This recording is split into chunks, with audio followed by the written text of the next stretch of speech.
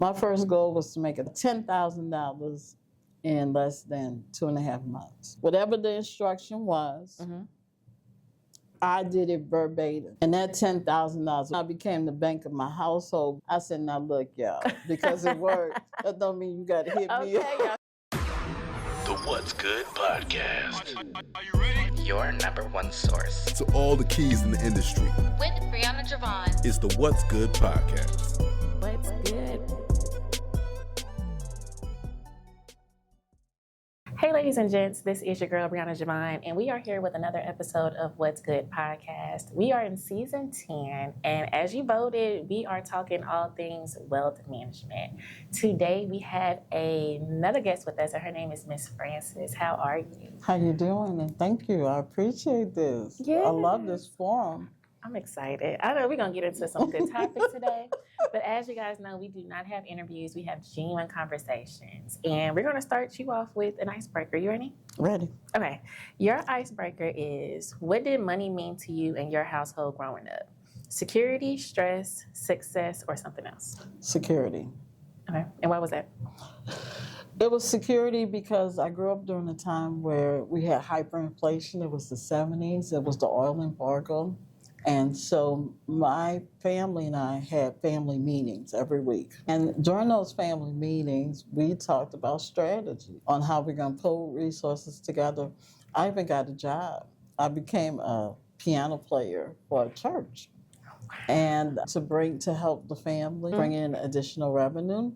And I had a responsibility of a bill. And then we grew our garden. We just strategically plan things because everybody in my family ended up living with us at some point during those times. But my parents were I'm an only child, so my parents were thoughtful in their process, planning out. So when the oil embargo happened, see, we live in New Orleans. My mom worked in St. Bernard Parish and my dad worked in Jefferson.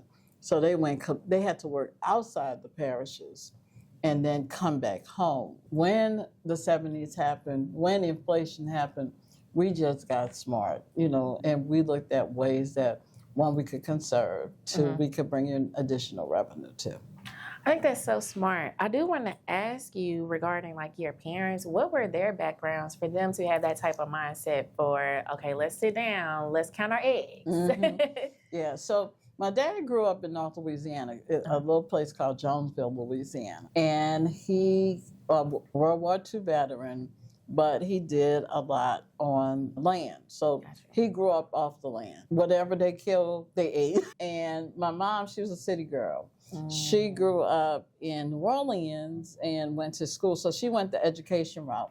My dad went the blue collar route. Then my dad left after the war and stuff like that. He came to New Orleans. He became a teamster, worked on the riverfront in trucking and stuff like that. So they met in church. And then after they got married, had me. They were just strategic about what they did and stuff like that and how they did it and how they worked together. And so I tell families, you remember, I always say to you guys, you can't do this by yourself. It's a group, and you do need a group. You need that tribe in order to make it make sense. I love that because to me it sounds like logic and education came together. It did. Because, it's simple living on the farm. I got family members from the country, Hillsboro, Texas. And there was so many practical things that was learned. And then, especially with my grandma being from that small town, she got her degree at Prairie View, so she kind of put those two things together. We know how to survive, but now on a bigger picture, how do we survive now economically? Right, because, my dad taught me how to fish by the moon. So we would have a farmer's almanac every month. My dad and I would go to Swagman's. Swagman's was the big store, like a Kroger's or something like that, a Walmart. And we'd go to Swagman's. We would pick up seeds, and we'd pick up the farmer's almanac. And we'd take a big calendar, and we would map out.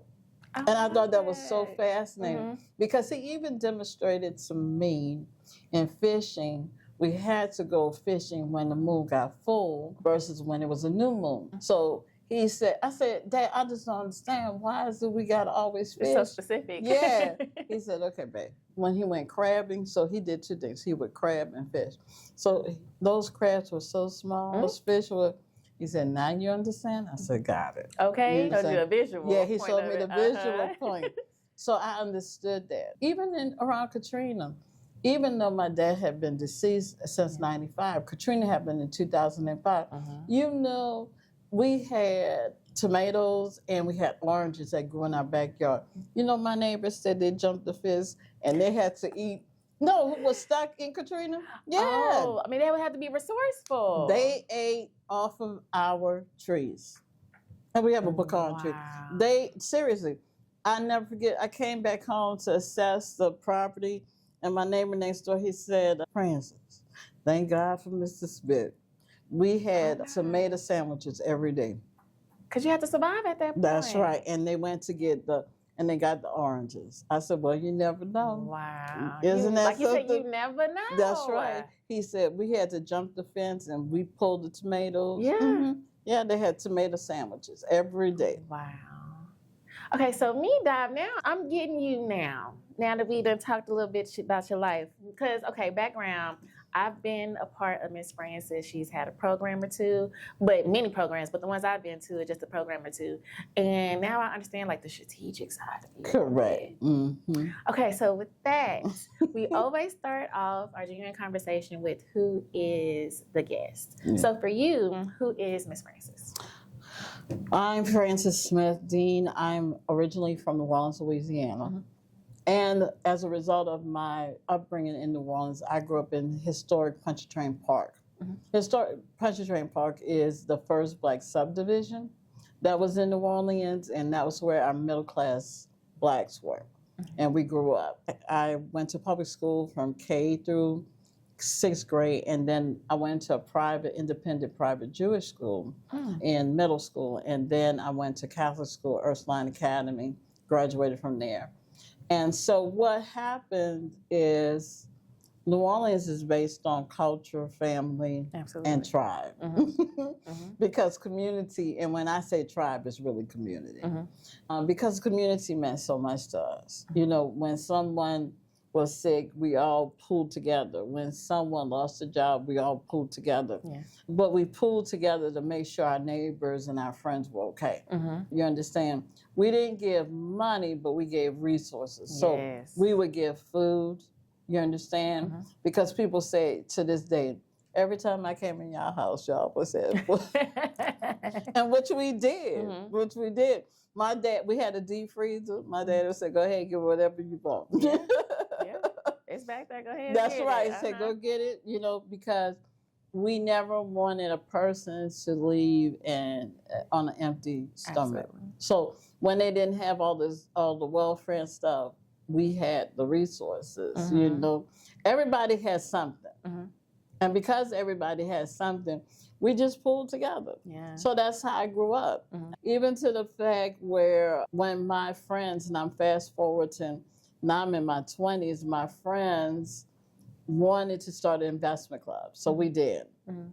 You've been doing this for a while. I know. So we started a club, and we're getting into where we're buying homes now. So this is my 20s, 30s kind of.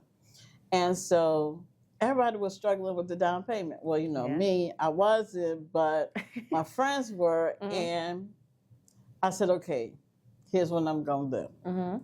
I said, we're going to pool together, and you're going to take some money, we're going to flip it, we're going to compound it. And that's how they got their down payments or paid off their things. Sorry. And so I helped them navigate that because they trusted me. You understand what I'm saying? Getting the blueprint. Right. They trusted me. They knew if they were in trouble that they could come to me. You know what I'm saying? And I was just that person, that crisis management person. Absolutely. Even when I was chairman of my finance committee at my church, at 19 now, I'm chairman of the finance because They trusted my judgment. Yeah. When I went to be on that was at Bethany. Then when I further in my life, when I went to Greater St. Stephen's, there was a little scam, an investment scam. So I never forget, the bishop trusted me because he said, look, I need somebody who's really going to give us the right advice. You see what I'm saying? And I've seen and navigated lots of issues where people needed a fixer. Yeah. So you'd call me the Olivia Pope of finance. Where I'd have to come in and fix stuff like models or whatever. Even fast forward to today with Zane Homes. They're in this MOU, they're in this situation, they can't charge. So you can't do social services because everybody else is doing social services. So when I came in to be their executive director, I said, guys, you're going to have to put money in people's pocket. Yeah. I said, because, and they were like, they were kind of. Those hesitant a little bit. That's right. Yeah. I said, okay, what makes you think that people going to give you money and you got 20 other organizations within less than a mile radius? Yeah. Think about that. I said, we got to change the model. I want to know, like you mentioned, organizations trusted you. Yeah. You already had the reputation of, I can get this done. Yeah. I want to start from the very beginning of when you trusted yourself. Because a lot of times when it comes to business, we do it for free and not realize, like, I could actually start a business or I can start consulting or whatever the case may be to support others. So for you, where was that pivot to say, I've done this blueprint for me, I can now do this for other people? Well, let me go before I realized it. My cousins were business people, but they failed. They had great ideas and they were failing. And I said, either they're not reading something correctly. So I come out of a home with a library. One of the books was Think and Grow Rich. I had several books, but Think and Grow Rich. So I said to them, I said, guys, I said, something, it wasn't adding up. Yeah, because I was great at math. So I was a math person. So I'm like, something's not working. So I did. I sat down and I read Think and Grow Rich. And I never forget. My first goal was to make $10,000 in less than 2.5 months. Crazy. And I followed it verbatim. Whatever the instruction was, I did it verbatim. And that $10,000, and then I became the bank of my household because I'm sure my cousins or my mom and my dad. I said, now look, y'all, because it worked. That don't mean you got to hit me up. Okay, y'all stretching me thin. That's right. So I followed the instructions and I didn't deviate. And I was morning, before I go to bed, whatever it said in the book, I did it. I love that. But at that point, I knew I was on to something. I knew it. And even to the day, I tell people, I say, nah, you ain't going to be staying home when it comes to finance.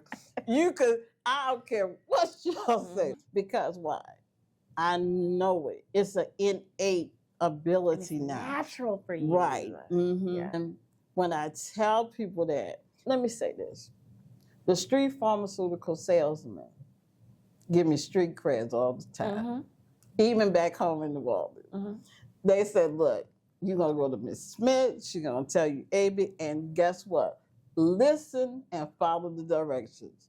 And if it don't come out right, it means something you didn't do right. That's a difference. Okay, so with instruction, right? Let's now get into, because we got the story, your foundation. I want to get to now the financial part and following directions. Because I feel like we can go to YouTube University. We can go to AI now. There are so many different resources. Yeah. But we don't follow directions. And then we're sitting here pouting like, why is it not working for me, this and this? And so for you, and we've talked about, the practical things in your teachings. Right. When people come to you and they are, not say a concern, but they want to level up or they want to get their financials together, what does it mean to actually follow the instructions? It's difficult because self-doubt, belief system. True. Okay. So I'm going to give you 3 examples of what I had to deal with when we first came back into the building after the holidays. My first 7 clients, it was an IRS issue. And I said to myself, why are y'all making moves and not seeing somebody before you made these moves? Okay, so when you say that, like chatting with somebody just to get like another point of view? Meaning this, in our instructions, we always say you have to have some type of tax strategy and to see somebody before, see a professional now. Right. It doesn't have to be us, but see a professional. An expert. You'll know what the consequences are. Makes sense. The biggest thing with our folks are they're emotional and they want it instantaneously and they don't count the cost. And so I sit in my chair and I said, did you count the cost? No. I said, so that means we got to deal with the consequences. Yeah. See what I'm saying? Because if you don't count those costs, when the consequences come, don't get mad at the consequences. Just say to yourself, I didn't do my due diligence. Cause and effect. Yeah. And I said, and I tell people this so many times because I said, what really irritates me is our folks, they don't, but yet they want a different result. And so I'm at the point now when I have to say, look, if you're going to come in here, you got to listen. And if you ain't going to listen, you can't come in no more. And they say, then they won't, how you got? I say, easily, because it's my time. That's right. That's right. You can't come in here anymore. Because you're the expert. That's right. And if you're going to challenge me, you need to go somewhere else. And you're dismissed. No, serious. Yeah. I agree. And people say, but you, no. Because why? You're taking up space that somebody else needs to have our attention. You understand? And if we're telling you this because it's good for you. Nobody, and people could tell you, ain't nobody could come back to you and say, what she told me was wrong. Trust me, they've been throwing scams out there. And then when the scams come into the community and they come to us, I have to do my due diligence, my research. Then I have to go and I have to say, okay, here's why this is not legitimate. Yeah. I can't just say, oh, it's a scam. I had a member who wanted to get into Bitcoin mining. And so I said to her, I said, look, you have no legal recourse. And because you don't have any legal recourse, I don't want you to make this type of investment because of the fact you're at the end of the Bitcoin mining cycle. And at the end of a cycle, it crashes, okay? So, but here she said, but my cousins are making $200,000 and my friends are making, I said, okay, let me say this again. No, I'm just going. We're towards the end of the cycle. Right. And you have no what? Legal recourse. Well, for the people that don't know what that means, what does that mean? No legal recourse means you could sue, but you're not going to win because this was not a regulated security. So I brought her to the Securities and Exchange Commission website where it says, buyer beware. Because so it wasn't read the disclaimer. Right, because it wasn't legitimate. Yeah. Now, it's not that you can't do it. It just means that when you try to go to court, you're not gonna win. So guess what? She put 40,000, her 40, and somebody else put. Oh, I'm not finished with the story. Then she sued, and guess what? The judge said, case dismissed. Thrown out. No legal recourse.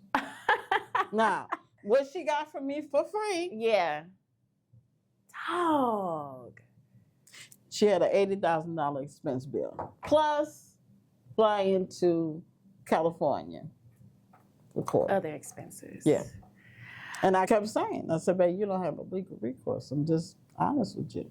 I mean, I'm showing you in black and white. Yeah, she did. You actually showed her on the website. Right. So Securities and Exchange Commission, because That's what I bring up first. See, when I first started teaching crypto, that's what I would bring up first. I said, look, guys, y'all bringing this stuff in here. Right. I said, I want you to understand before we get started, you could lose your money and won't get it back.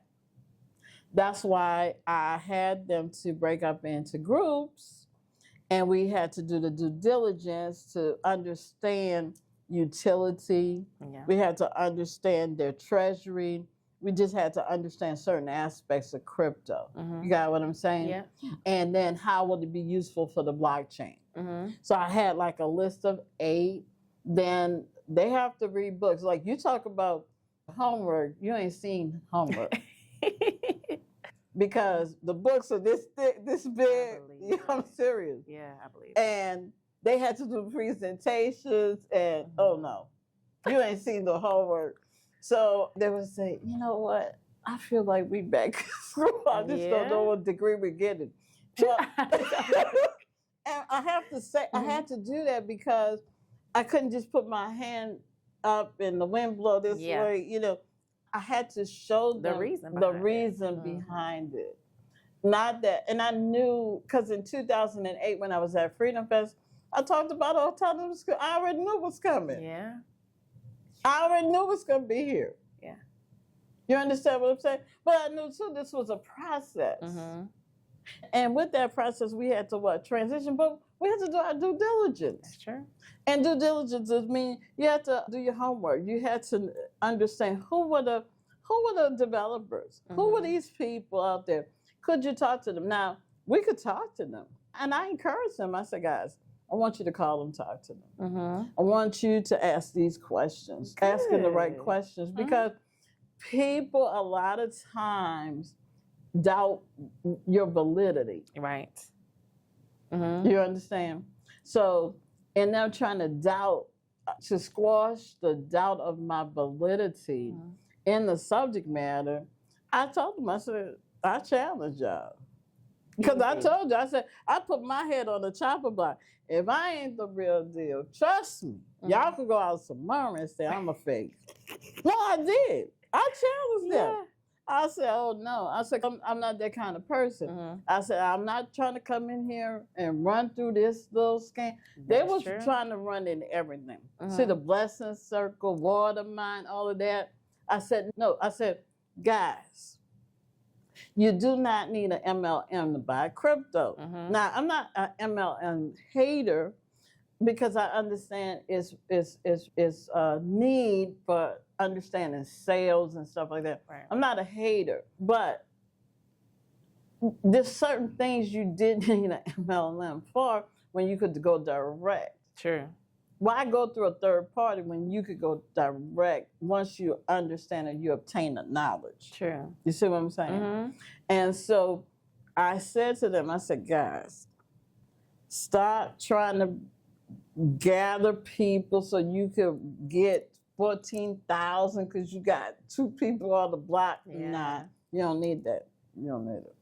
That's okay. So that's so interesting because even the program that I was a part of, there was different stages. Correct. Before we got to the actual trading piece of things. Correct. And I appreciated that because again, you have to peel the layer before you just jump into doing something. And now we 40,000 in debt. Right. That's right. So for me, if you can explain what those different steps are in a sense for anybody that's looking for wealth management. If that's into trading, if that's into, pretty much putting money into your savings account. We talked about IRAs. In a general sense, for anyone that's listening, wherever they may be in this process of saving, whatever the case may be, what are some things to actually think about as you're taking this step? Because economically, there's a lot of things going on in the world. Yeah. A lot of things. Yeah. But what are some steps that people can take as far as doing their homework? If they're trying to do IRA, what does that look like generically, wherever they may be in this process, to start and be conscious about it? Okay, first it starts with the mindset. And then second is going to be your habits. That's good. That's good. If you notice, we dealt with procrastination. Yes, we did. Mm-hmm. Yes, we did. And we said that you have to make a well choice. Mm-hmm. I still watch my video. Right. Here's why you have to make a choice now. Mm-hmm. You have so many distractions. And when you're doing boots on the ground and you're slapping the fans and all of that, I'm not against having fun. Trust me. I'm from the city of fun. You are. But I also know we have to have discipline. It's balance. Because, it's balance. Mm-hmm. And so that first step is, am I ready mentally for this journey? Because why? There are going to be some things that I don't know. And if I don't know it, I need to now ask the right questions. Not just a question, but the right question that pertains to me and my situation. Right. So here's where people get tripped up.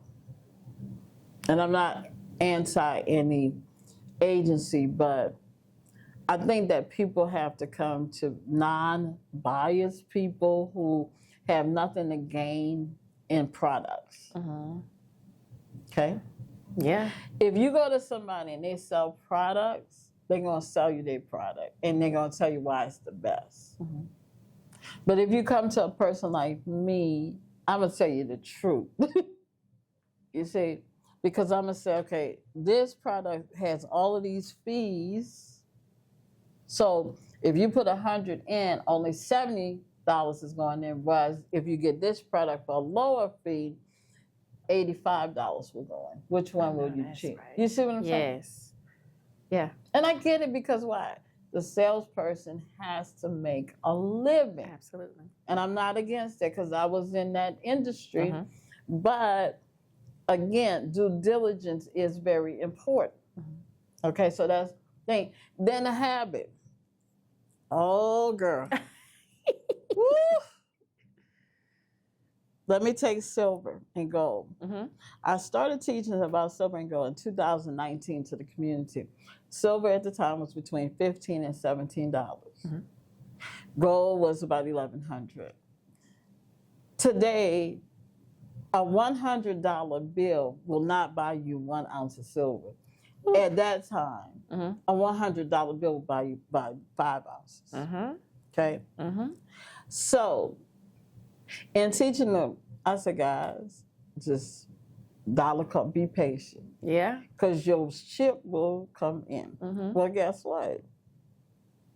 When I check accumulation plans, and I'm like, well, what happened? Oh, we went on a cruise. You understand? Yeah. Never grow weary in well-doing. Mm-hmm. That's good. Never. Mm-hmm. Though your days will be what? Long. Mm-hmm. Now, some of those same people, when they run on that cruise mm-hmm. with the silver, maybe that silver's at $25 that they accumulated. You understand? Yeah. Now it's at $100, well, $85 today. Mm-hmm.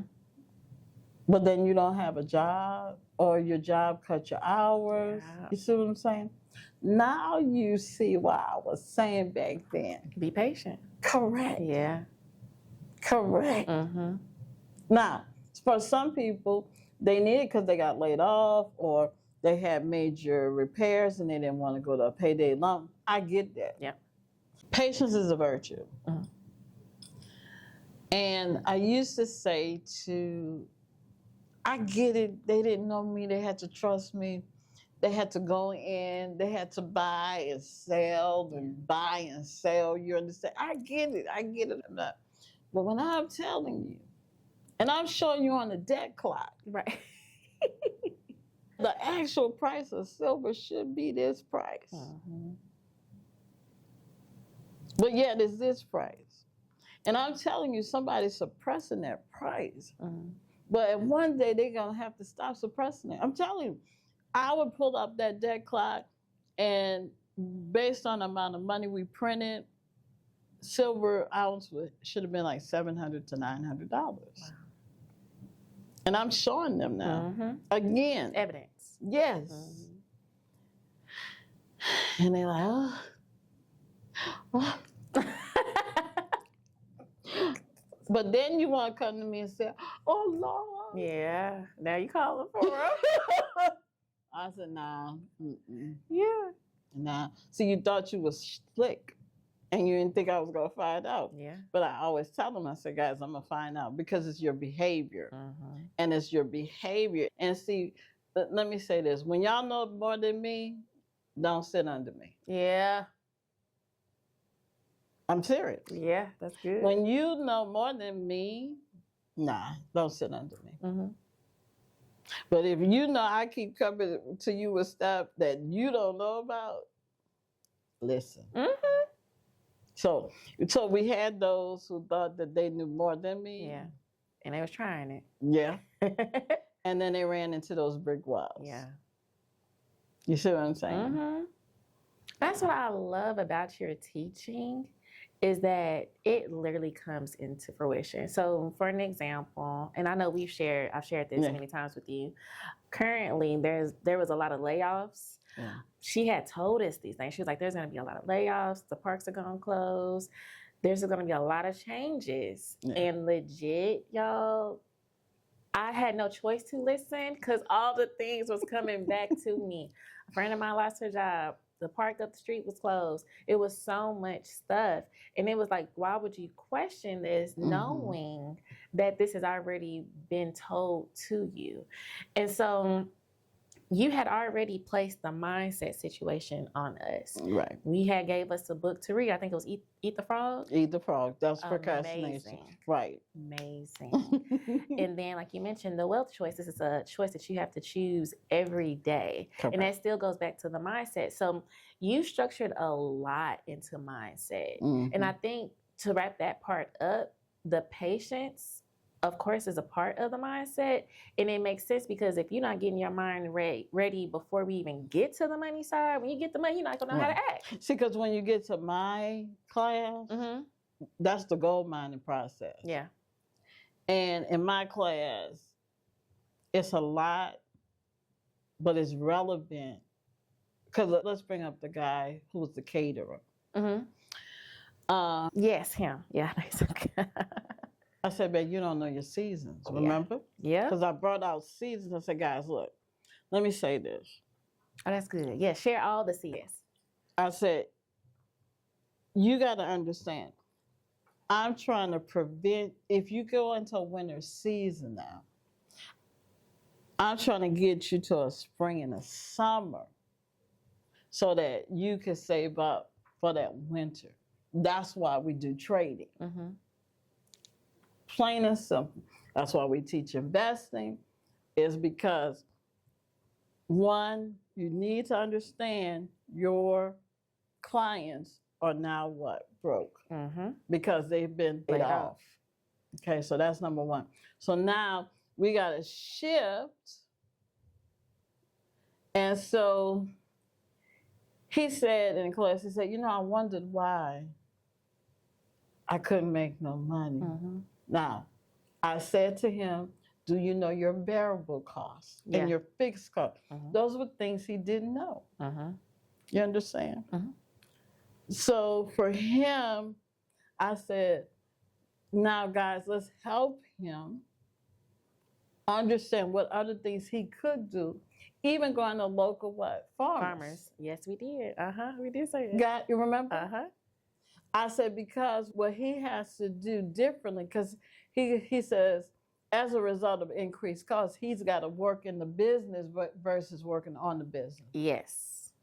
Okay. I'm saying, okay, if we can get your business to a point where you can work on the business, but it's just going to take you, doing something different. Yeah. Because you're going to have to hedge. And that's when I started bringing in hedging.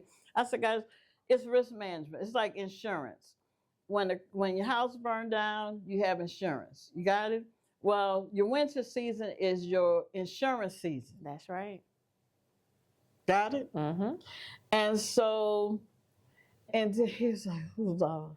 This is so much. I said, babe, but we want you to be successful. We got to have these hard conversations. That's right. Yeah. I said, look, you got to be successful. I'm telling you, your meat price is going to skyrocket. But on the Super Bowl, what's the number 1 and 2? Meat, beef, which he sells a lot of ribs. Yeah. And shrimp. Mm-hmm. Those are, and I said this last year, I said, you're going to encounter higher meat prices. How we going to hedge? Well, I'm going to just charge I said, but your client broke. They broke. You understand what I'm saying? That's true. So you can't just do that and then invest in all this meat knowing your client is not going to be able to afford it. That's true. You're going to have to change your game plan. We even say maybe consider a vegan menu. Yep. But again, listening. Mm-hmm. Because I definitely want to ask for a one-on-one. What can we do? How can we make this? Right, you understand? It's just listening. It's just understanding. So in my prior, when I was in the ones, I was a business advisor for the SBCD, which is Small Business Development Center. And we used the Kauffman Foundation materials. And a lot of low-income individuals or veterans were in this program. The one thing I got to attribute to them, they listen. Now to take orders. Yeah. And just like I said to people, I said, guys, we just need you to listen and do what we say. And the reason why I'm saying that is you don't have time to wander or feel it out or see if it makes sense. You just don't have that kind of time. No, you don't. Facts. You don't. And you don't have that time because of where we are in our economy. You know, our Juneteenth is going to be June 17 and 18. And guess what our topic is? Preparing for the space economy. Yeah. And you're the perfect person to do it. Yeah, and last year we was like the asset economy. Then the year before that, the token economy. Yeah. Why? These things are moving forward. And that's all we're trying to say. As things move forward, now you have to shift. Yes. But you must understand your business season. And so I did a podcast earlier this year with Alexandria Friends, and I said my goal is to help prevent our small businesses to go into their winter season quickly. Yes. And help them create that cushion, that buffer. Because if you don't have those buffers, when stuff starts changing, we just don't want to see you in despair. You know what I'm saying? So mindset, habits are the first two important things. Then the next thing I would say, a part of the process, understanding your business season and understanding the macro season. So because if your business season is not sort of aligned, you're still going to have some challenges, but you got workable challenges. And then you have to understand leverage, hedging. Okay, what is that? Okay, so leverage, remember I said you have human resources, meaning group, that's leverage. The tribe. Yeah, the tribe. So we leverage by pooling together. Also, we leverage by putting a little bit and getting a little bit more. So like derivatives or leverage project. So that's the form I say. We got to learn to leverage in our business deals. So like you're leveraging your business association. Remember I said, guys, get together, you business owners now. How can you leverage? Because why? Everything doesn't have to be a financial transaction, but it could be to the point where you come together, do projects together, and still have some outcomes and takeaways together. That's good. You see what I'm saying? So that's your leverage. Then hedging is your insurance. Okay? So in hedging, so let me take gold. So when we started purchasing gold, it was to hedge against a falling dollar. Because when the dollar falls, that's why we got inflation. Makes sense. That's why we buy Goldbacks. Because now the dollar hasn't really gotten to the level that we know it's going to get to. So when the dollar gets to, let's say, 88, prices. I agree. You see, so the Goldbacks that we buy as tribe is going to help substitute for the greenbacks that we have. Now, I didn't know about the greenbacks. The greenbacks is your dollars. Got you. Okay. Yeah, so the Goldbacks, the gold notes that we have is to substitute that higher inflation. So makes sense. I got you now. yeah. Okay. So when, because I know y'all saying, why does she have us back? I did it. Yeah, I know. That's what we need to do. Right. I had the people sending me money. Right. And the reason why we did it is because, and for those who are in Texas, in September, we get to use our Goldbacks. Really? Mm-hmm. Texas is putting in where, yeah. See, so I knew the legislation. Yeah.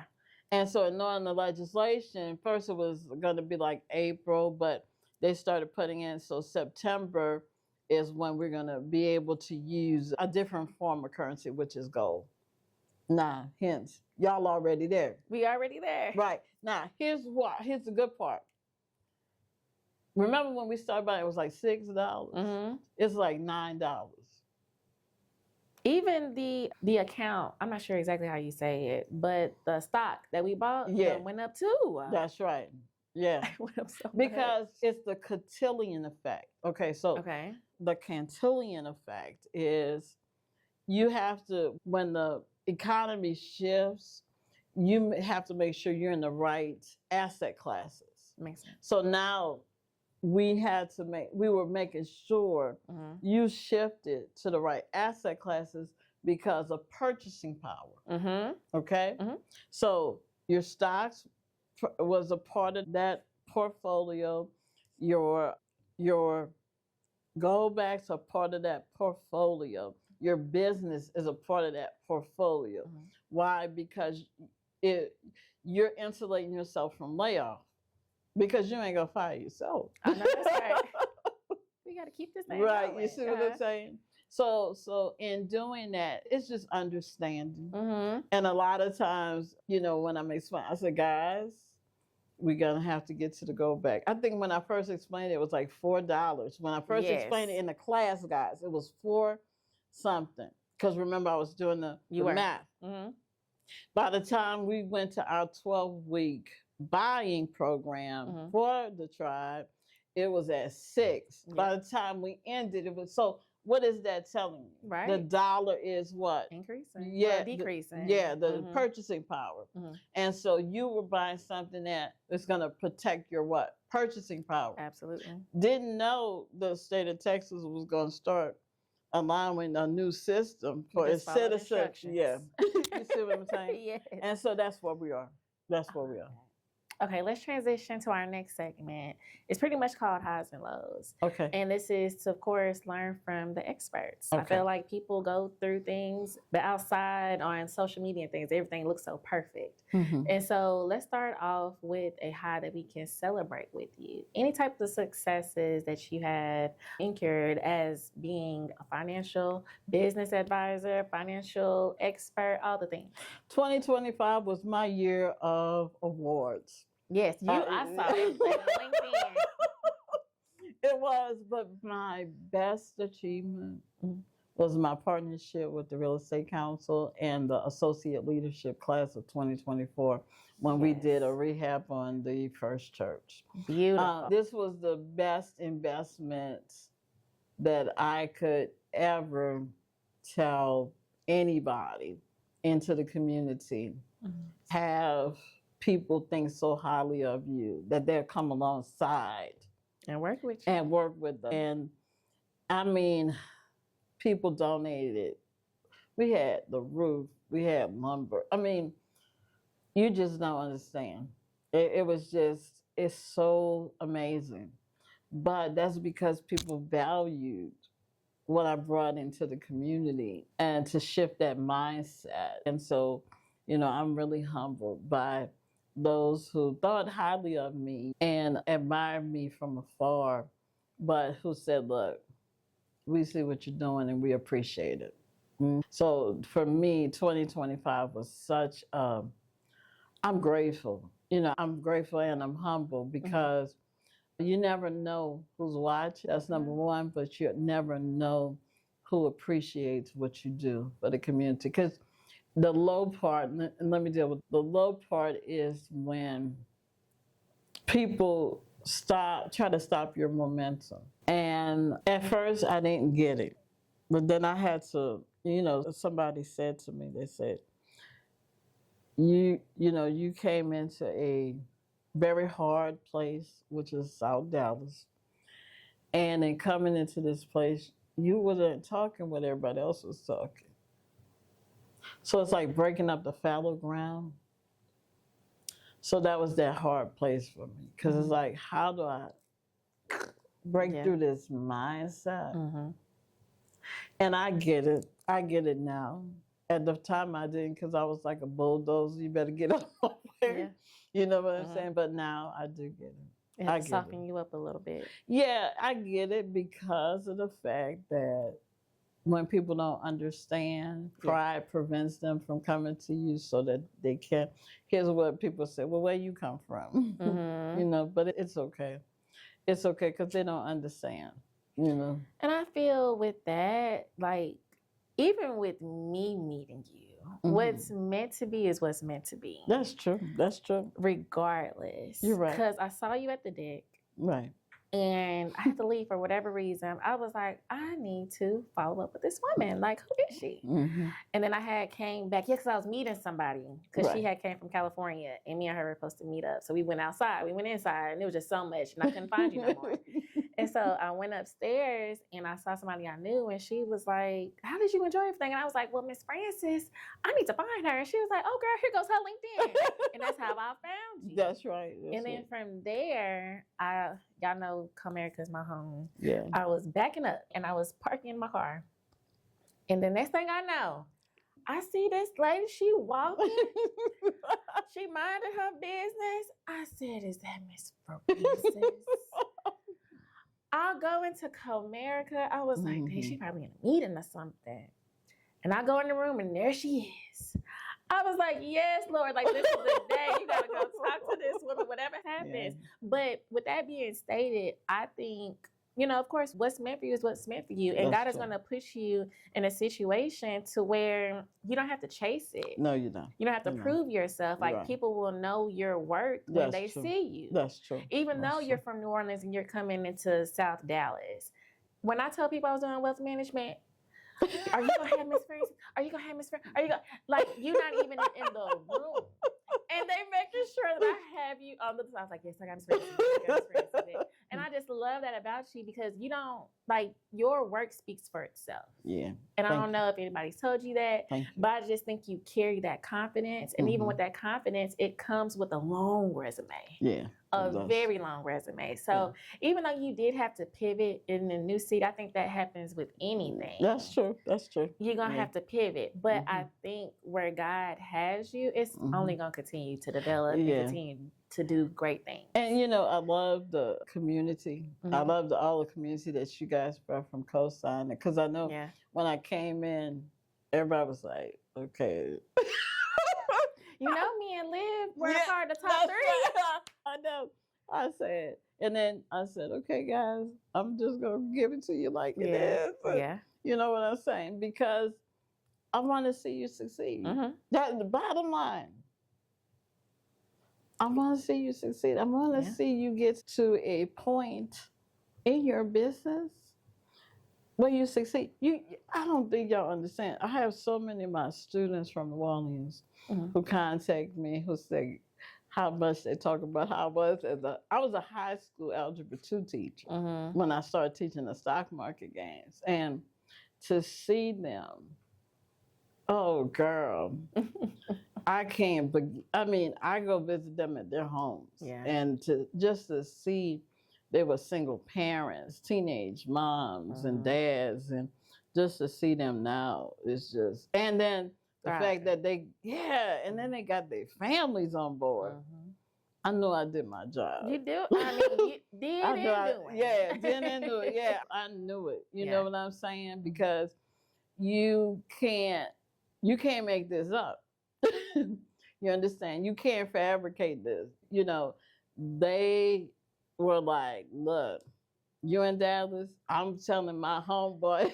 Somebody drove down here from one of the taxis. Yeah, they drove from Houston. Yeah. Yeah, they did. Yeah, they did. That just speaks volumes. Yeah. But you know what it does too? As it speaks, it's the need for the community. True. It's a need for the community to really understand what's going on. So when you see people making that extra mile, it's a need for that community to come together to actually have the money conversation. I love that. All right, so we have a few more seconds left and we'll be wrapping it up. Okay. Our next one is one free advice. This is what we talked about. Okay. Where a lot of times we go into these different conferences or we go to a coach. We pay thousands of dollars. And we like, what did I learn? Like, what did I receive? I didn't get nothing from this. Yeah. What is one actionable tip for anybody that's listening or watching that can take and get started today? Okay. Calculate your net worth. Because you have to know where we're starting, that starting line. Calculate your net worth, and your net worth is going to be your assets minus your liabilities. And if it's negative, don't worry about it. You just understand what you have to do going forward in order to deal with the negative. I had a young man who texted me, and he thanked me. He was in one of my programs here in Dallas. He had a negative net worth, like negative 37. And his positive net worth is $394. Come on. And he did not make a high net worth salary. But he did become a business owner. Made a difference. Yeah, he did. So in our discussions, over the time period, I said to him, it's not how you start, but how you finish. I just need you to be consistent. That's all. If you're consistent, you're going to scale, and he has. And so many others that were in his situation, similar situations, have done the same. The next thing I would say, so net worth would be, I want to propose to you, maybe we do some mini series, but you all need to, if with this podcast now, I'd like you to contact Bree so we can set up like 3 mini series, like actionable things. So that once you deal with your net worth, then you have to deal with what asset classes you need to start investigating. Also, what habits you need to attest. So also with net worth, I want you to look at how much did you spend in what categories in 2025? So good. Because mine is meals. Yeah. Because we like to, hobnob. So I would like for them to do that. So when we do the mini series and you calculate your net worth, and in 2025, you can tell me, where did the money go?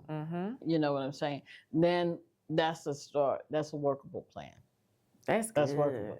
That's workable. Let me say, it's not how you start, it's how you finish.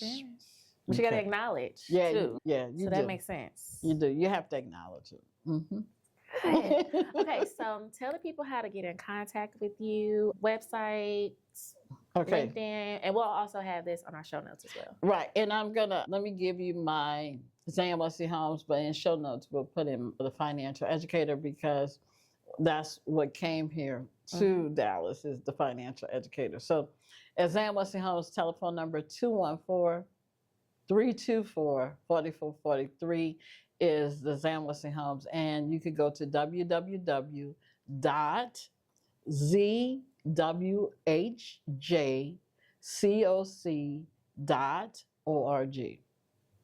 I love that. And we're going to make sure everything is there. Click. She gave y'all a phone number. She gave y'all a website. She no reason why you not tap into these resources. Oh, also, too, if you go to our website, or we have Intro to Mastery next week. Okay, and it's on the 10th. It's from 11 to 1. And then we also have Creating a Sustainable Models is the next week after that. And then I'm going to teach how to raise capital. And then we have the boot camp that's coming up with Dolly and Brandy. So we have some really good sources this month for you because we love you. This is the month of love and Black History. We want you to be your best self. I love that. Thank you. Okay. So the last thing we're going to do is our motivational moment where we pretty much either discuss a Bible verse or a quote, something that really caught my attention that I bring on here just to give people that extra motivation. And so today I am going to do a Bible verse. The plans of the diligent lead surely to abundance, but everyone who is hasty comes only to poverty. And that's from Proverbs 21:5. And so I'm going to read again. The plans of the diligent lead surely to abundance, but everyone who is hasty comes only to poverty. And I really feel like this ties up our entire conversation of being patient. That's true. I think now the microwave example that everybody says, we want things instantaneously. And once we create a plan, get that structure and strategy, follow instructions. Correct. We will get to where we need to be, and that's abundance. That's prosperity. That's right. But if we try to do it the quick way, or, somebody else said this, now it's knocking you off your path. Correct. Instead of staying according to what that structure and strategy is, I think that's the difference on how we deviate and pivot to other things that's not calling for us. That's true. And so when we have a tribe, when we have that community, when we have resources, I feel like those are the things that we need to lean on. And then when we get that instruction, we be patient, because at the end of the day, it's already written what God has for us. Amen. But in order for us to get there, we have to follow instruction. Amen. So what are your thoughts? I love it. And because the plans of the diligent does lead to riches and wealth and abundance. And it's steady always wins the race. Absolutely. Steady wins the race. So excellent. Thank you for your platform.